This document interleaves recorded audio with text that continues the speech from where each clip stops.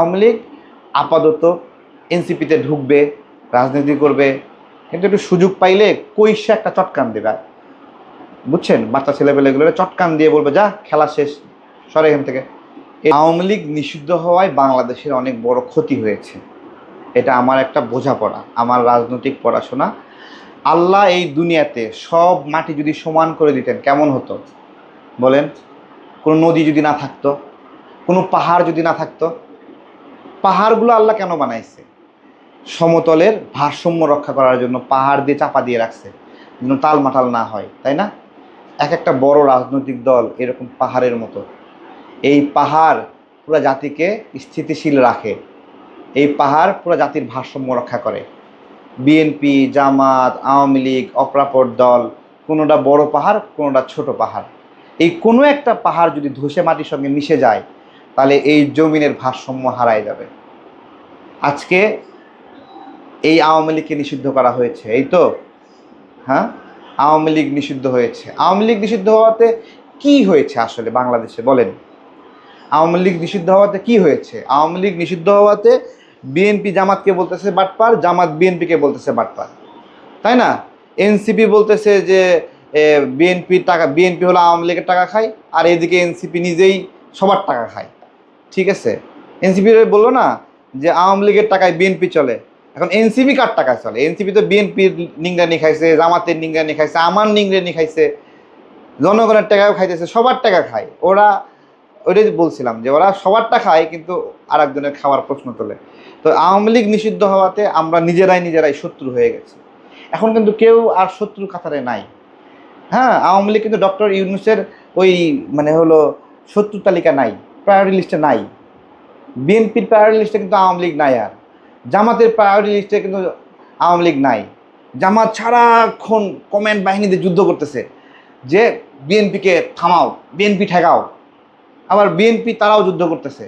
ঠিক আছে, তো এগুলো কেন হচ্ছে? কারণ বড় একটা রাজনৈতিক দলের শূন্যতা, এই শূন্যতা কেউ পূরণ করতে পারতেছে না, সবাই মিলে নিজেরা মারামারিতে যুক্ত হয়ে গেছে। আওয়ামী লীগ হারিয়ে যাবে না, এটা আমার মানে হলো বোঝাপড়া, যেটা আমি রাজনীতি থেকে বুঝে পড়ি। এখন যে কোনো ব্র্যান্ডের পুরাতন এসি বদলে নতুন ওয়ালটন এসিতে উপভোগ করুন 25% ছাড়। এত সহজ না, কারণ 1971-এর মুক্তিযুদ্ধে যেই দলটা ফোকাসে ছিল এবং যুদ্ধ পরবর্তী সময়ে দায়িত্ব নিয়েছে দেশের, সেই দল এই দেশের জন্মের সঙ্গে সম্পৃক্ত একটা দল। তারা অপরাধ করেছে, সেই অপরাধের শাস্তি হতে হবে। গণহত্যায় জড়িত, গণহত্যায় শাস্তি হতে হবে, এই তো, শাস্তি দিবেন। তাদের রাজনীতি থাকবে না, এটা একটা ভুল চিন্তা। তারা যেভাবেই হোক স্ট্যাবলিশ হবেই, এটার শিকড় অনেক গভীরে, একবারে ভূগর্ভে চলে গেছে, মানে টান দিলে ছিঁড়ে যাবে কিন্তু উঠবে না এই শিকড়।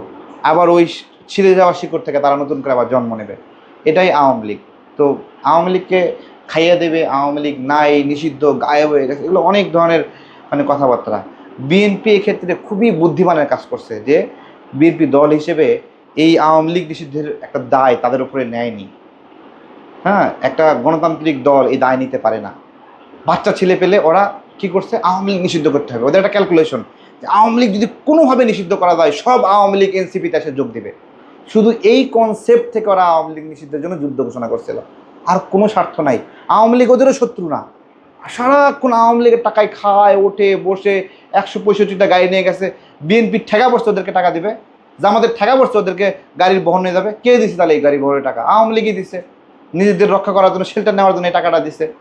তাহলে আওয়ামী লীগের টাকাটা খুব মজা, কিন্তু আওয়ামী লীগ নিষিদ্ধ করতেছে কেন? ওই যে ওদেরকে নিয়ে একটা ঘর সংসার বানাতে চায় এনসিপি। তো দেখা যাবে আওয়ামী লীগ আপাতত এনসিপিতে ঢুকবে, রাজনীতি করবে, কিন্তু একটু সুযোগ পাইলে কইসে একটা চটকান দেবে, বুঝছেন? বাচ্চা ছেলেপেলেগুলো চটকান দিয়ে বলবে যা খেলা শেষ, সরে এখান থেকে।